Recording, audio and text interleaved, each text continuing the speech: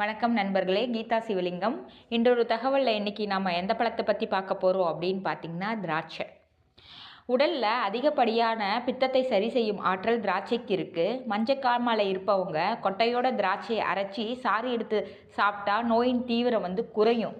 இரத்த குழாயில் ஏற்படுற பிரச்சனைகளை சரி செய்யும். வெரிகோஸ் வெயின் முதலான தொந்தரவுகளை தடுக்கும் ஆற்றல் திராட்சைக்கு இருக்குது.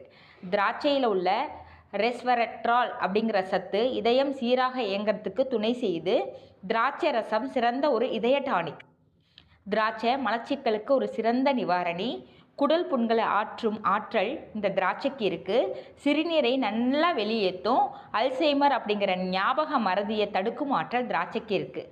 பன்னீர் திராட்சையில் தான் சத்துக்கள் அதிகம். நம்ம ஊர் திராட்சை கொட்டையோடு இருக்கும். அந்த திராட்சை சத்துக்கள் நல்லா அதிகமாக இருக்கும். அதனால் நீங்கள் பன்னீர் திராட்சை சாப்பிட்றது நல்லது. 100 கிராம் திராட்சையில் புரதம் 0.6 கிராம், கொழுப்பு 0.4 கிராம், நார்ச்சத்து 2.8 கிராம், மாவுச்சத்து 13.1 கிராம், ஆற்றல் பார்த்திங்கன்னா 58 கேலரிஸ் இருக்குது. வெயிட் லாஸுக்கு உகந்தது.